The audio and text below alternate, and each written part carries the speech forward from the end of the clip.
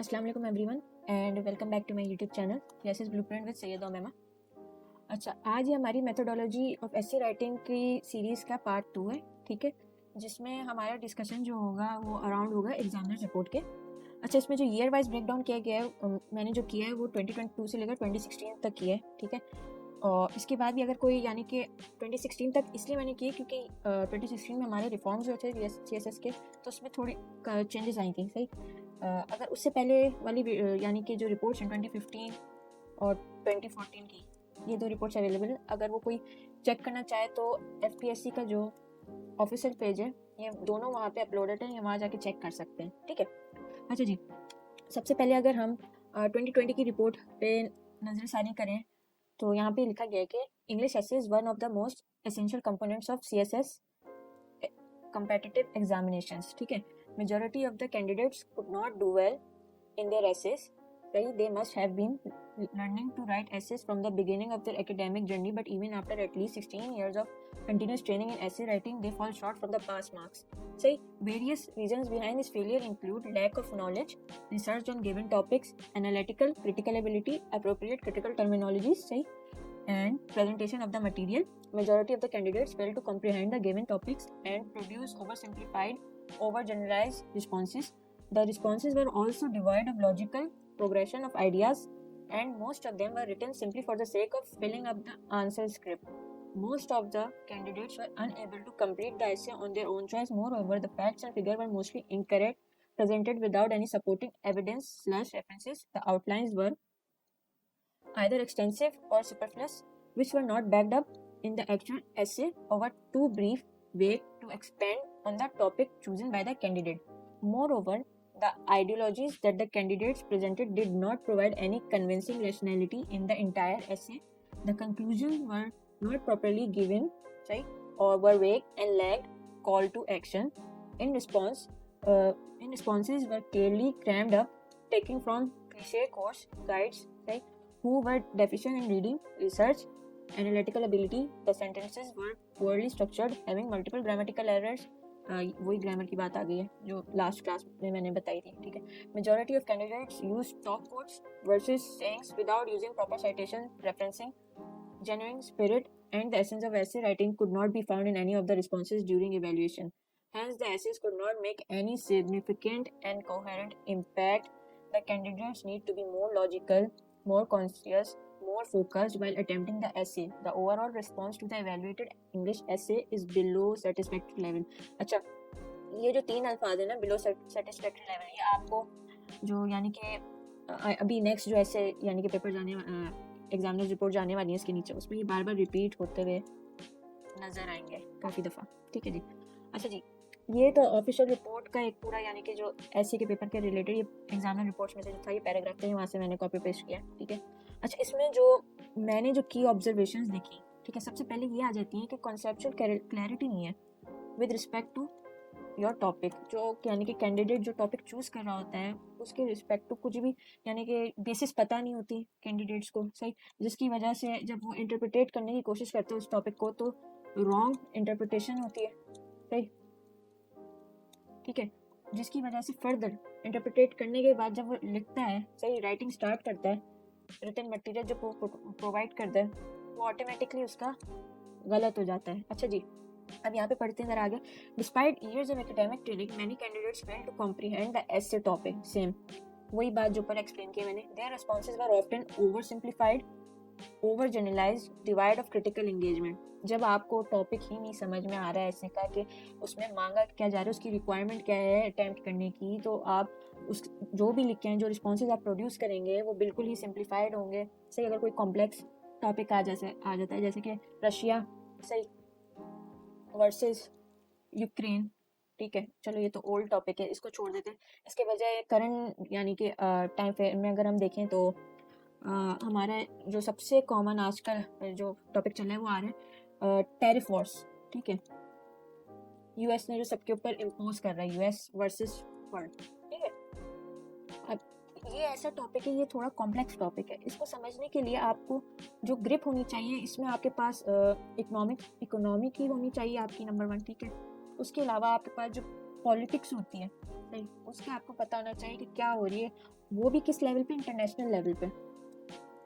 उसके साथ साथ आपको ये भी पता होना चाहिए कि जिन कंट्रीज़ के ऊपर टैरिफ्स का इम्पैक्ट पड़ रहा है, अब जैसे कि पाकिस्तान के ऊपर पड़ रहा है, तो नेशनल लेवल पे क्या उसका इफेक्ट होगा। सही, अगर जैसे कि नेगेटिव इम्पैक्ट यानी कि इफेक्ट आ रहा है, तो उसको हम पॉजिटिव की तरफ कैसे लेके जा सकते हैं। उसके साथ साथ इस प्रॉब्लम में हम अपॉर्चुनिटी कैसे फाइंड कर सकते हैं, क्योंकि हर प्रॉब्लम में अपॉर्चुनिटी मौजूद होती है। इसके बाद अगर हम देखें तो सेकंड पॉइंट में हमारा डिस्कशन होता है कि ये वीक आर्ग्यूमेंट्स प्रोवाइड करते हैं कैंडिडेट से। आगे ये लिखा है, candidates lack the ability to present well reason research based arguments. Responses इनके जो थे frequently contain incorrect facts without proper evidences or references. Most essays were filled with crammed content from substandard course guides, वही जो बहुत commonly जो हमारे पास academy यानी कि एकेडमीज होती हैं, ठीक है, उनकी रेडी टू मेड जो कंजम्पशन वाली बुक्स होती हैं, ज़्यादातर स्टूडेंट अनफॉर्चुनेटली वही बिल्कुल कॉपी पेस्ट करके आ रहे होते हैं, क्योंकि जो हमारा बोर्ड का लेवल होता है, इंटरमीडिएट एंड सेकेंडरी, इवन की यूनिवर्सिटीज़ में हमें ग्रूम नहीं किया जाता कि हम आउट ऑफ द बॉक्स यानी कि अप्रोच रखें या सोच सकें। सेम, और इसका जो दूसरा यानी कि वीक आर्गुमेंटेशन का इस वजह से भी एक ये पॉइंट हो गया, जैसे ये इस वजह से भी हो सकता है कि कॉन्सेप्चुअल क्लैरिटी नहीं है, वही रोट लर्निंग, रट्टू तोता बने हुए सब, ठीक है। अच्छा, थर्ड पॉइंट हमारा ये कि inadequate analytical and critical skills. सही, अच्छा, मेजॉरिटी ऑफ कैंडिडेट लैक्ड सही analytical depth, critical terminology required to develop insightful perspectives on essay, ठीक है। अच्छा, जब तक आप अपने यानी कि जो दिमाग है, सही ब्रेन, उसको आप ट्रेन नहीं करेंगे आउट ऑफ द बॉक्स सोचने की, यानी कि किसी भी एक टॉपिक के ऊपर, जैसे कि ये है, इसके ऊपर आप अगर सोचेंगे नहीं कि यार क्या क्या हो सकता है, नहीं, बल्कि अगर जैसे कि कोई आपके साथ के लोग हैं, अगर आपको ready to made material provide करें, आपको कहीं से मिल रहा है, अगर आप वही रट के चले जाएंगे, तो इस किस्म के जो टॉपिक्स होंगे ना, इस किस्म के और डिफरेंट जितने भी टॉपिक्स आते हैं, ब्रेन नॉट ट्रेन होने की वजह से, ठीक है, यहाँ पे आपको काफ़ी नुकसान होगा। ठीक, यहाँ पे आपको अपने ब्रेन को ट्रेन करने के लिए सबसे पहले तो कहना चाहिए कि खूब सारी रीडिंग स्टार्ट करें, ठीक है। ये नहीं कि डायरेक्ट ही आप जाके रिसर्च पेपर वगैरह से शुरू करें, नहीं, जो आपके यहाँ सिलेबस में चीज़ें प्रोवाइड होती हैं ना, वैसे के सिलेबस में तो खैर कुछ भी मौजूद नहीं है, जैसे कि हमने लास्ट क्लास में बात की थी। अब जैसे करंट कोई भी एक सब्जेक्ट उठा लें, उसके जो बैक पे जो सिलेबस है, रिकमेंडेड रीडिंग्स दी गई हैं, उसमें से कोई एक बुक आप ऑनलाइन, सही है, फिजिकल खरीदने की ज़रूरत नहीं, क्योंकि ऑनलाइन सब पड़ा हुआ होता है, तो उसका पीडीएफ आप डाउनलोड करें, डेली कोशिश करें कि आप उसको कुछ रीड करें। जब आप वो रीड करें, जैसे 2 पेज रीड करें, तो चलें 2 पेज रीड करने के बाद उसकी एक शॉर्ट समरी जल्दी से बनाएं अपने ओन वर्ड्स में। ये शॉर्ट समरी क्या मदद करेगी कि आपको समराइज करने में भी मदद करेगी, ये प्रेसी में भी मदद करेगी, उसके साथ साथ आपकी एनालिटिकल एबिलिटीज़ भी बेहतर होती चली जाएंगी, ठीक है जी।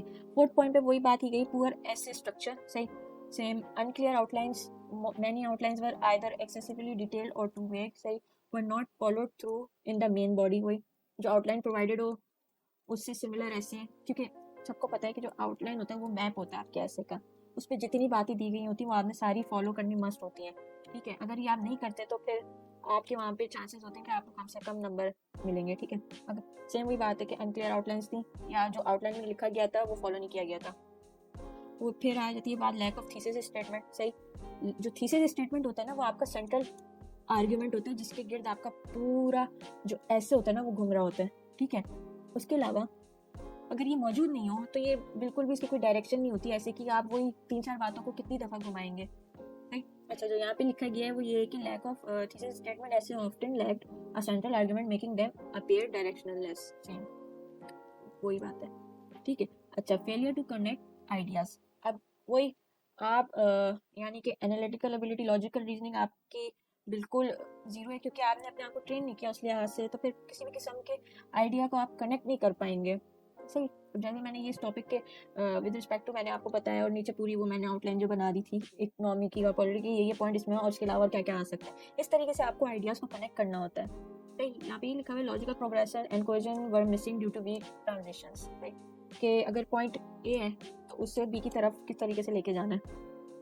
अच्छा जी, अब फिर यहाँ पे कि वीक कंक्लूजन में भी काफ़ी मसला होता है कि जब हम एंडिंग कर रहे होते हैं, तो क्योंकि टाइम कंस्ट्रेंट आ जाती है, यहाँ पे टाइम हमारे पास बहुत कम होता है, जिसकी वजह से काफ़ी इफेक्ट पड़ रहा होता है हमारे कंक्लूजन के ऊपर, प्रेशर काफ़ी ज़्यादा बढ़ रहा होता है। तो यहाँ पे जो कंक्लूजन मोस्टली दिखी गई वो वेग थी, रैशनैलिटी बिल्कुल मौजूद नहीं थी, and fail to present a call to action और क्लोजर, वही सेम पूरी वही बात कि एंडिंग बिल्कुल सही तरीके से पूरी चीज़ों को कंक्लूड नहीं किया गया, जितनी बातें लिखी गई हैं, जैसे कि 8 पॉइंट्स लिखे गए, तो उनकी पूरी प्रॉपर तरीके से उसको एक पैराग्राफ में बंद करके कंक्लूड नहीं किया गया।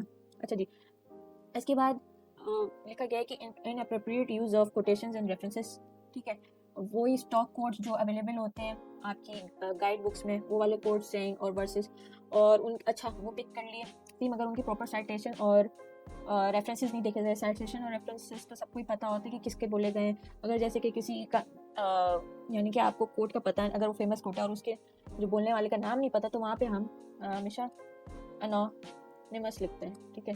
ये भी एक तरीके की आपकी साइटेशन हो जाती है, आपका एक रेफरेंस हो जाता है। उसके साथ साथ हर एक्स्ट्रा ऐसे कोट्स बाज़ का यानी कि कैंडिडेट्स लगा देते हैं कि जिनकी टॉपिक से कोई रेलेवेंस ही नहीं होती।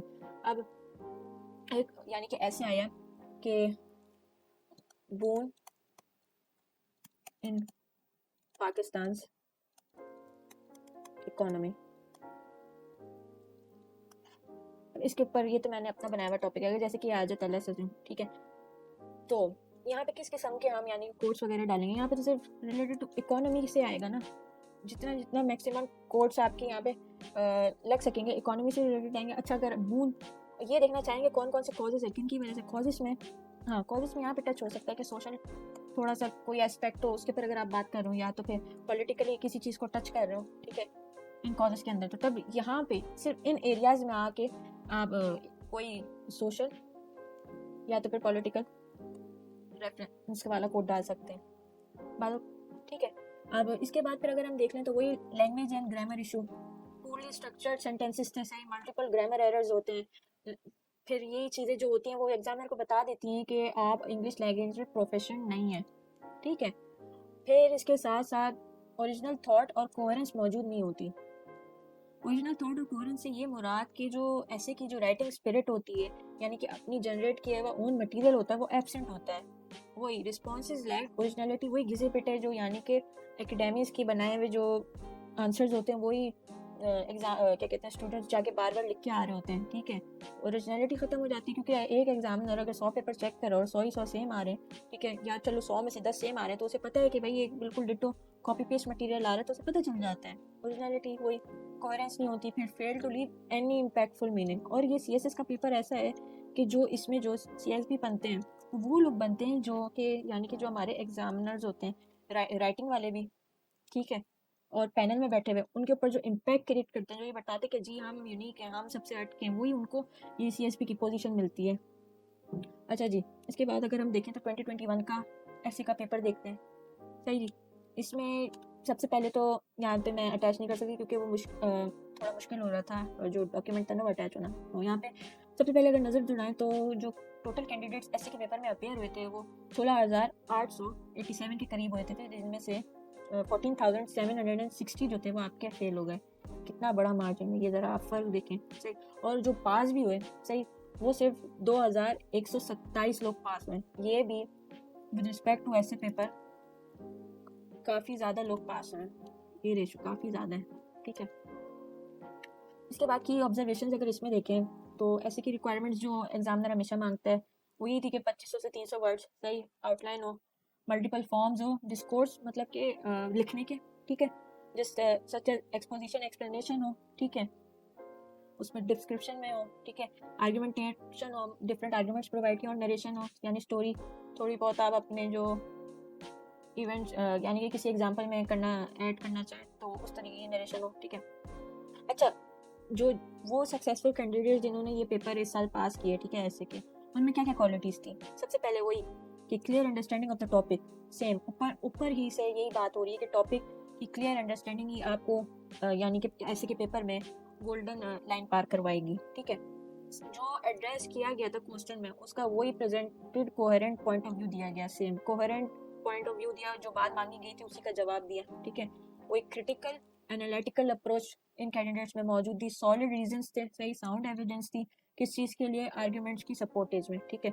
गुड स्ट्रक्चर, सही, वेल ऑर्गेनाइज पैराग्राफ, वही ग्रामेटिकल और फ्लो ऑफ आइडियाज आपके थे प्रॉपर, एक के बाद एक, कोई जम्बलिंग अप या मिक्सिंग ऑफ आइडियाज नहीं थे एक पैराग्राफ में के 2-3 आइडियाज साथ गुजार दिए, नहीं।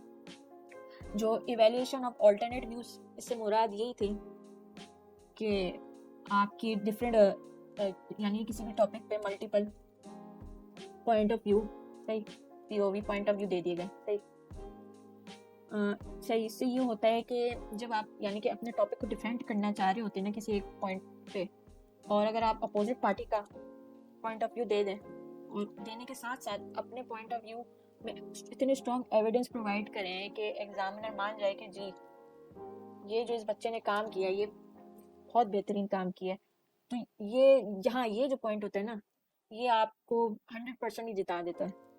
मगर इसको डेवलप करने के लिए भी वही बात है कि आपकी ब्रेन पावर, जो ब्रेन कैपेसिटी है, वो डेवलप्ड होनी चाहिए। उसका वही तरीका है कि अपने आप को किताबों से, यानी कि अपने आप को दोस्ती कराएं, जितना हो सके रीड करें, सही, उसकी चीज़ों की रीड की हुई चीज़ों की समरी बनाएं, सही, क्योंकि ये किताबें जो होती हैं ना, ये दिमाग के लिए फूड होती हैं और ये दिमाग को मजबूत करती है। अच्छा जी, उसके बाद हमारे पास आ गया क्लियर एंड कंसाइज राइटिंग, सही, इरेलेवेंट आइडियाज अवॉइड किए, रेपिटेशन अवॉइड की और सुपरफ्लुअस लैंग्वेज अवॉइड की। इससे सुपरफ्लुअस से मुराद ये है कि लैंग्वेज है कि जहाँ पे जो वर्ड, यानी कि जिस वर्ड जो लगता था सही तरीके से, वो वर्ड इस्तेमाल किया, उनको वर्ड्स के मायने मौजूद थे, ठीक है, पता थे हम बच्चों को, ठीक है, एस्पायरेंट्स के जो जिन्होंने 2021 के पेपर दिए, ठीक है।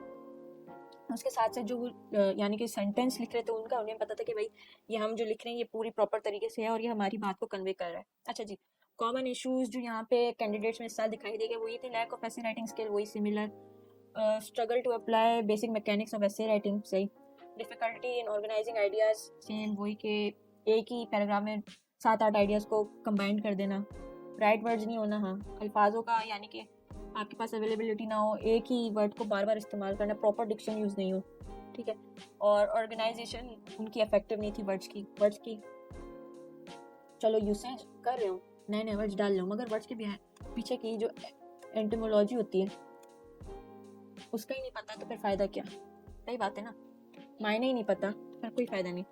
अच्छा, इसके बाद था फिर lack of smooth thought flow, सही, वही candidate face difficulties in presenting their idea clearly logically. अब जैसे का आइडिया बन जो है एक अलग सेपरेट पैराग्राफ है, ये डब्बा एक सेपरेट पैराग्राफ है, इसके बाद आइडिया 2 आएगा एंड सो ऑन, इसी तरीके से पूरी ये चेन चलती चली जाएगी। ये नहीं कि बनिस्बत इसकी कि बहुत औक़ात यही मैं देखती हूँ कि एक ही डब्बे में आइडिया 1 भी है, आइडिया 2 भी है, आइडिया 3 भी है एंड सो ऑन, एक डब्बे में सब चीज़ें बंद कर दी गई। नहीं, ये फिर बहुत ख़राब काम हो जाता है। अच्छा, अब इसके बाद जो हमारे पास ऐसे के पेपर जिसके ऊपर हम बात करेंगे वो ये 2022 का है, ठीक है जी। अच्छा, टोटल कैंडिडेट जो अपियर हुए वो 18,553 अपियर हुए, जिनमें से 18,177 फेल हो गए, पास कितने हुए 376। अब ये ज़रा ये नंबर देखिए, मैंने ऊपर आपको क्या बात कही थी कि 2021 में काफ़ी ज़्यादा जो है कैंडिडेट्स पास हो गए, क्लियर कर लिए कि चलो थोड़ा इस साल हालात कुछ अच्छे थे, थोड़े से बेहतर थे। अब यहाँ पे आपने ये रेशो देख लिया पासिंग का। अच्छा, अब एक और बात यहाँ पे ये ऐड की गई कि जो यानी कि जो पासिंग रेशो था, यानी कि 60% भी, यानी या उससे अबव किसी भी कैंडिडेट का नहीं था, जीरो लोगों का, यानी कि 60% भी नहीं बन रहा था। सभी यही 40 नंबर या 50, हद है 55 के अराउंड लेके बैठे हुए, जितने भी साल के कैंडिडेट्स थे ऐसे के अंदर जो पास हुए थे, सही।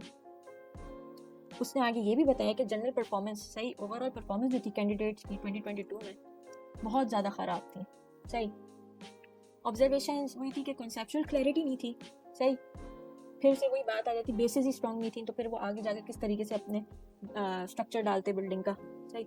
अब यहाँ पे इसने लिखा है कि topics like women universities as agent of change and polarise politics and democracy in Pakistan, ये ऐसे टॉपिक्स हैं जिनको समझना बहुत ज़रूरी है। ये तो आपका जेंडर से भी टच करता है, वुमेन यूनिवर्सिटी, और उसके साथ साथ ये आपका करंट अफेयर्स में भी आ जाता है, और इस्लामियात का भी ये बन जाता है कि औरत के क्या हकूक़ हैं, मुख्तलिफ उसमें ये डाले जा सकते हैं। पोलराइज पॉलिटिक्स एंड डेमोक्रेसी, ये आपका करंट अफेयर्स में भी आ जाता है, और पाकिस्तान अफेयर्स में देखना जाए उसके साथ साथ पोल साइंस भी आ जाती है, और अगर इसमें टच डालना चाहे तो इस्लामियात का भी इसमें आराम से एस्पेक्ट्स डाल सकते हैं। लाइक ये जो ऐसे टॉपिक्स हैं, जैसे जो मैंने ऊपर वो आपको टॉपिक बताया था, ये ऊपर वाला, एक मिनट, ये tariff US versus the world, similar इसी किस्म के कि इस पे आपको क्रिटिकल अंडरस्टैंडिंग होना मस्ट है, सही। अच्छा, were handled poorly with superficial and stereotypical responses, वही सेम बात, सही, जो ऊपर अभी तक हम जो लास्ट 2 ईयर्स में चीज़ें देखते हुए आ रहे हैं वो वही रिपीट होने लग गई हैं, ठीक है। जैसे मैंने कल बोला था कि एग्जामिनर आपको जानबूझ के फेल नहीं कर रहा, ना ही उसकी किसी से दुश्मनी है कि भाई नहीं मैं स्टूडेंट को नहीं पास करूँगा, नहीं, आप उसको वो चीज़ें प्रोवाइड ही नहीं कर रहे हो जो वो मांग रहे हैं। सही, सबसे पहले इस चीज़ को समझने के लिए आप ये एग्जामिनेशन रिपोर्ट्स खोल के पढ़ें, इनकी एनालिसिस करें। जब तक आप चीज़ें नहीं समझेंगे और आप प्रिपरेशन करे जाएं पूरे 1 साल 2-2 साल चेक करके और फिर आप अपेयर हो रहे हैं अटेम्प्ट देने के लिए, तो फिर ये अहमकाना हरकत ही होगी ना आपकी तरफ से, ये अनमेच्योर अप्रोच होगी। अच्छा जी, उसने फिर वो सेकंड पॉइंट पे बात करते हैं कि वीक आर्गुमेंटेशंस थी, सिमिलर वही जो लास्ट 2 ऊपर ईयर्स में 21 और 22 में रिपीट हुई है बात। सही, वही fail to develop strong research based arguments. सही, some simply regurgitated crammed material without a genuine analysis or futuristic look। वही मेंटल कैपेबिलिटीज डेवलप नहीं हुई, वही सेम रट्टू टुट्टे वाली मेंटालिटी। सही, फिर उसके बाद इनएप्रोप्रिएट अप्रोच। सही, ऑन इकोनॉमिक टॉपिक्स। सही, many responses lack authenticity and proper research, relying instead on irrelevant generalized content।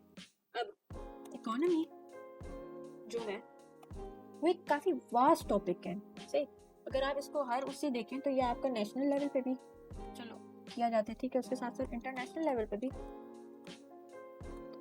फिर इसमें वास्ट इसकी ब्रांचेस आ जाती है। नेशनल लेवल पे आपके डिफरेंट डिपार्टमेंट्स की इकोनॉमिक वो आ जाती है और डिफरेंट चीज़ें आती चली जाती हैं। फिर इसमें इकोनॉमी में आपने जो मेन चीज़ें जो देखनी होती है वो बजट आपका होता है, उसके साथ साथ आपकी import export and so on, बहुत सी चीज़ें देखनी होती हैं, ये डिफरेंट।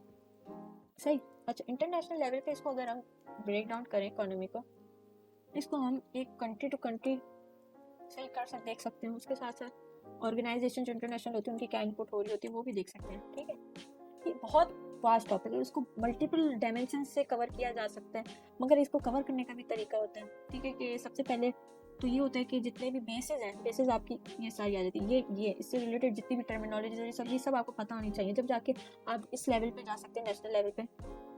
ठीक है, और उसके अलावा नेशनल लेवल के साथ साथ आप फिर इंटरनेशनल लेवल पे जा सकते हैं।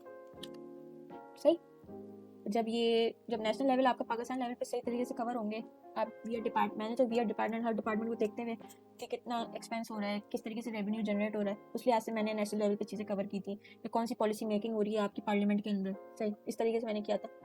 और उसके बाद फिर इंटरनेशनल लेवल पे मैंने ये किया था कि मैंने कंट्रीज पिक कर ली थी टॉप की, जो पहले 10 थी हमारे पास, अमेरिका आ गया जैसे कि, उसके अलावा आपका कनाडा हो गया, उसके साथ साथ यूके, यूरोप की मुख्तलिफ, फ्रांस हो गई, वहाँ से इटली भी ले लिया था मैंने, यहाँ से चाइना लिया, रशिया लिया। ठीक है, इस तरीके से किया था। अच्छा, ऑर्गेनाइजेशंस में मैंने आपकी जो डिफरेंट ब्लॉक्स जो बने हुए होते हैं ना, उसके ऊपर नज़र डाली। अब जैसे कि आसियान आ गया हमारा इधर एशिया के अंदर, ठीक है, हमारा सार्क हो गया साउथ एशिया का,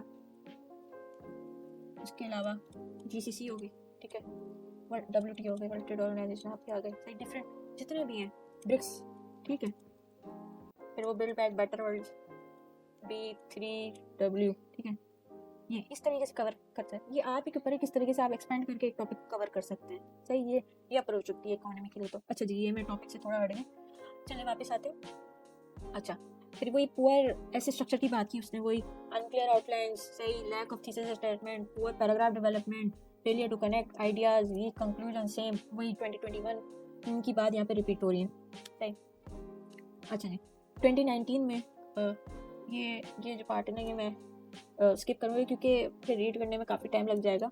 तो इसकी जो यानी कि जो की ऑब्जर्वेशंस हैं वो यही सारी, इसकी की ऑब्जर्वेशन ये थी कि भाई क्राइम नॉलेज सिमिलर, वही वर्ड काउंट इशू। अब वर्ड काउंट इशू में ये इशू यहाँ पे नया यानी कि नुमाया हुआ 19 में, कि जो कैंडिडेट्स थे वो fail to reach the required word count. सही, रिक्वायर्ड वर्ड काउंट जो आपको होता है वो 2500 वर्ड से लेकर 3000 वर्ड्स के दरमियान होता है। अब यहाँ पे मैक्सिमम कैंडिडेट सिर्फ 1200 से 1300 वर्ड्स ही रीच कर पाए। सही, ये चीज़ क्या इंडिकेट करती है? नंबर एक, आपके पास राइटिंग जो पावर है आपकी वो बहुत लो है। सही, उसके साथ साथ शैलो कवरेज ऑफ टॉपिक, आपके पास मटेरियल नहीं है तो आपने, सही, और अगर आपने रट के मटेरियल याद भी कर लिया तो एग्जाम में इतना प्रेशर होता है कि रिकॉल करने में काफ़ी टाइम लग जाता है, जिसकी वजह से एंड में फिर यही होता है कि आप अपनी वर्ड लिमिट रीच नहीं कर पाते। ये दो मेजर यानी कि इश्यूज होते हैं। फिर वही बात है कि lack of original thinking, same चीज़ आ गई वापस, और ग्रामेटिकल एरर्स। सही, फिर उसके बाद यही था कि failure to engage with the topic. Failure to engage with the topic से क्या मुराद है जी? वो ये कहता है कि एसेंस were not treated as a great debate और open discussion where candidate should justify, negate और explain the point of discussion logically and critically. Same topic को समझा ही नहीं गया। जिसकी वजह से ये जो चीज़ें उसने बताई ना कि ना जस्टिफाई कर सके अपने स्टैंड्स को, ना अगेंस्ट में जो यानी कि आपकी जस्टिफिकेशन के जो अगेंस्ट पॉइंट ऑफ व्यू तो उसको निगेट कर सके, ना ही अपने पॉइंट्स को आप एक्सप्लेन कर सके, जिसकी वजह से ये तो एग्जामिनर को साफ तौर पे पता चल गया आपके पूरे डिस्कशन के दौरान कि जो कैंडिडेट है ना ही उसके पास लॉजिक है और ना ही उसके पास क्रिटिकल अप्रोच है। फिर उसने फीचर्स ऑफ गुड एसे, अच्छा साथ साथ वो बताता भी है एग्जामिनर जो है कि मुझे क्या चीज़ें चाहिए अगले पेपर्स में, और फिर भी हम एज अ स्टूडेंट उसकी उम्मीदों पे बिल्कुल पानी फेर देते हैं। हम भी कहते हैं कि नहीं भाई, हमने तो यही सीखा है, हम यही करके आएंगे, कुछ भी कर लो इसी पे ही हमें पास करो। नहीं होता है ऐसे। नहीं, यहाँ पे फीचर्स ऑफ अ गुड एसे सही अगर देखी जाए, लैंग्वेज प्रोफिशिएंसी, वही ग्रामर प्रॉपर तरीके से हो, सही ग्रामर में आपकी डिक्शन अच्छी हो, उसके साथ साथ आपके पास सिंटैक्स इतना स्ट्रॉन्ग और डिफरेंट, सही आपकी ये दो चीज़ें होती है, खुद ब खुद आपकी ग्रामर वेल एंड गुड हो जाती है। सही एक्सप्रेशन एंड क्लैरिटी, वही एक्सप्रेशन आपके जो बात आप कन्वे करना चाह रहे हो वो आप सही तरीके से लिख पा रहे हो, वही सिंटैक्स से आ जाता है सेंटेंस के। सही उसके साथ साथ एनालिटिकल एंड डिस्कर्सिव अप्रोच बोली। सही वही बात थी कि आर्ग्यूमेंट्स जो थे वो फैक्ट्स से यानी कि फैक्ट्स एंड फिगर्स होते हैं और एविडेंसेस डिफरेंट तरीके की केस स्टडीज होते हैं, प्रॉपर जो उस चीज़ से रिलेट करती हो वो वहाँ पे मेंशन हो। ठीक है, फिर नीड फॉर एक्सटेंसिव रीडिंग, वही जो मैं ऊपर इतनी देर से बार बार मैंने बात की है कि रीडिंग रीडिंग रीडिंग। सही candidates should read recognized newspapers, works by well known authors, reputable magazines to develop critical thinking। सही उसके अलावा improve their writing। अच्छा जी, जब आप चीज़ें पढ़ते चले जाते हो ना तो आपकी जो थिंकिंग की जो कैपेसिटी होती है वो एक डिफरेंट होराइजन पे चली जाती है, डिफरेंट लेवल पे चली जाती है, जहाँ पे आप जो होता है ना जो एक यानी कि नैरो माइंडेडनेस होती है वो रीडिंग आपकी बिल्कुल ख़त्म कर देती है, एलिमिनेट कर देती है। सही है, अब ये थिंकिंग हो गई। ठीक है, अब ये राइटिंग की बात क्या है, इसमें एक चीज़ मैं आपको बताऊं कि जब मैंने अपनी यानी कि स्टार्ट की थी तो शुरू में मुश्किल, चले मेरी इंग्लिश सही थी, थोड़ी बहुत बेहतर थी कि प्रॉपर सिंटैक्स यानी कि स्ट्रक्चर पूरा मेरा सेंटेंस का बन जाता था कि, और उसके साथ साथ डिफरेंट डिफरेंट वर्ड्स मेरे पास मौजूद थे। ठीक है, यहाँ पे तो मैं मल्टीपल यानी कि जुमले बना लेते थे। सही, अच्छा मगर इवन जो मेरा स्टेज था उस पर भी मैंने बहुत कहना चाहिए तकरीबन 100-200 किताबें तो मैं अभी तक पढ़ चुकी हूँ साल के अंदर ही कहना चाहिए, सारी ये PDF मेरे लैपटॉप पे पड़ी हैं। तो उसमें मैं ये करती थी कि जो लाइनें मुझे यानी कि अच्छी लगती थी ना किसी भी बुक में, जैसे कि पैरा ओपनिंग पैरा की अच्छी लगी या क्लोजिंग में अच्छी लगी, तो उसको मैं हमेशा हाईलाइट करके अपने पास एक साइड बुक में रख लेती थी। और मेरी कोशिश होती थी कि पहले तो मैं ये कोशिश करती थी कि मैं उसे देख के बार बार प्रैक्टिस करूँ, लिखूँ उसको डिफरेंट तरीके कार यानी मेथड से, डिफरेंट डिफरेंट डायमेंशन में लिखूँ कि इसको मैं किस तरीके से दूसरे टॉपिक पे इंकॉपरेट कर सकती हूँ। तो मेरी एक्सरसाइज मैं ये करते थे कि भाई अब जैसे कि मैंने उठा लिया टॉपिक डेमोक्रेसी पे, अब डेमोक्रेसी के ऊपर मैं ये वही जो लाइन है ना जो मैंने पिक की हुई किसी भी बुक या न्यूज़पेपर में से या मैगजीन में से, सही उसको मैं 10 डिफरेंट तरीके से लिखने की कोशिश करती थी। इससे क्या होता था कि वो लाइन मेरे जहन में बिल्कुल एक इन्फ्यूज हो जाती थी और वो पेपर के दिन तक भी वो लाइंस नहीं निकलती थी। ये तो मेरा मेथड था, सबका अपना मेथड होता है। ठीक है, अच्छा जी लेट्स मूव ऑन। ऐसे 2018 में क्या बात की गई कि ऑब्जर्वेशन अगर देखें तो strong performance in critical topic. सही, अच्छा यहाँ पे एक तरीके से अगर देखा जाए तो यहाँ पे कह रहे हैं कि candidates excel in essays subjective सही and critical topics such as democracy in Pakistan hopes and hurdles. ठीक है, उसके बाद rule of law and safeguarding human rights and civil liberties during the fight against terrorism and corruption. अच्छा ये बहुत basic से topic हैं, तो इसमें यही अप्रोच देखी गई कि यहाँ पे क्रिटिकल टॉपिक्स थे, थोड़ी बहुत थिंकिंग करनी होती है। और अगर इस पे देखें तो यहाँ पे आपने सिंपली ये जो टॉपिक है ये तो बहुत ही आसान है कि इसमें आपने डेमोक्रेसी इन पाकिस्तान थोड़ा सा ओवरव्यू देना था, डेमोक्रेसी क्या होती है विद रिस्पेक्ट, और थोड़ा अगर हिस्टोरिकल वो देना चाहे पाकिस्तान में कैसे हुआ तो वो भी दे सकते थे। ठीक है, उसके साथ साथ होप्स एंड हर्डल्स, ये दो आपके different main headings heading paper के अंदर भी आउटलाइन में बनी थी। ठीक है, ऐसे के अंदर तो नहीं लिखनी थी, ये आउटलाइन में लिखी जाने की। तो होप्स कितने थे वही उसमें 6 पॉइंट्स आ जाते हैं होप्स के, हर्डल्स के 6 पॉइंट आ जाते हैं मिनिमम मैं बता रहा हूँ। ठीक है, इन दोनों के, और उसके नीचे आपने डिफरेंट डिफरेंट जो इनसे रिलेटिंग आइडियाज़ थे कि अच्छा होप्स में ये होपफुल बातें हो रही हैं हमारे उस टाइम पे 2018 में कि ये इनिशिएटिव लिया गया है, जैसे कि ठीक है लेट्स अज्यूम अगर मैं अभी टाइम फ्रेम में तो SIFC का इनिशिएटिव लिया गया, ये होपफुल हो सकता है। उसके साथ साथ देखो कि हमारी सेलिंग की यानी कि बातचीत हो रही है, सऊदी अरब को ऑफर की जा रही है, उससे जो इन्वेस्टमेंट आएंगी, उसके अलावा IT सेक्टर में, ये आपकी होप्स थी डेमोक्रेसी के लिए। सॉरी ये तो मैंने इकोनॉमी का डिफाइन कर दिया। हाँ, उससे रिलेट करके आप कर सकते थे। ठीक है, अच्छा जी कि इसके बाद जो फिर पॉइंट ऑफ यानी कि डिस्कशन था वो ये था कि weak performance in objective topics. सही, अब ऑब्जेक्टिव लाइक के ग्लोबल वार्मिंग सिंपल एक ये टॉपिक देखे गया और CPAC का खाली सही। अब यहाँ पे स्टूडेंट फंस गए, सिर्फ इन्होंने 2 अल्फाज दे दिए, ग्लोबल वार्मिंग। अब यहाँ पे ये नहीं पता कि किस चीज़ पे बात करें, क्या करें। तो यहाँ पे इशू, हालांकि ये टॉपिक्स भी दोनों काफ़ी आसान है। ग्लोबल वार्मिंग को आप इस तरीके से लेके जा सकते हो, पहले इंट्रोडक्शन दिया, उसके बाद इसको डिफाइन किया, सही। इसके फिर मल्टीपल जो हिस्टोरिकली जो एरा कितने फेजेस थे वो आपने बताए कि कहाँ से इंडस्ट्रियल रेवोल्यूशन की वजह से का इम्पैक्ट पड़ा और क्या हुआ, क्या क्या हुआ, ठीक है। अब ग्लोबल वार्मिंग पे आप इसमें ये भी कर सकते थे कि नेशनल लेवल पे और इंटरनेशनल लेवल पे दोनों को डिवाइड करके बता सकते थे कि भाई क्या क्या इश्यूज आ रहे हैं और कौन कौन से कॉजेजेस हैं, वो भी आप एक्सप्लेन कर सकते हैं। बहुत वाइड टॉपिक है। सिमिलर सीपैक के लिए भी ये किया जा सकता था। अच्छा, यहाँ पे क्या किया कि क्रैम नॉलेज ली गई, सही, और रेपिटेटिव और स्टेरियोटिपिकल इन्फॉर्मेशन, वही सिमिलर चीज़ें, सेम। अब हर कैंडिडेट सेम ही चीज़ें लिख के आएगा तो एग्जामिनर चेक करने वाला तो पक ही जाएगा, सही। उसके बाद क्या थी, lack of understanding of essay structure. Essay का जो स्ट्रक्चर है, बेसिक चीज़ जो बेसिक रिक्वायरमेंट है, वो ही नहीं थी, पता ही नहीं थी कैंडिडेट्स को। अब यहाँ पे ऐसे लिखा कि fail to grasp the essentials of comprehensive essay, did not understand the features that differentiate an essay from other types of writings. ये जब कोई भी, यानी कि अभी तो कहना चाहिए जितने लोगों से भी मैंने पढ़ा है जो ऐसे, तो सबसे पहले तो वो पढ़ाते ही यही चीज़ है कि भाई कि क्या फ़र्क होता है जब आप, ये बेसिक सीढ़ी है या बेसिक बुनियाद है जिसके ऊपर आपका पूरा ऐसे का एक जो बिल्डिंग स्ट्रक्चर है, जो ढांचा है, वो डलना होता है। इसको अंडरस्टैंड करना बहुत ज़रूरी होता है कि ऐसे एक अलग चीज़ है और आपकी जो जो यानी कि शॉर्ट एसेज हो गए और समरी वगैरह, ये डिफरेंट जितने भी राइटिंग के एक्सपोजीज होती है, अलग चीज़ होती है। तो ये तो मस्ट होता है, यही नहीं होगा तो फिर तो फ़ायदा नहीं होता।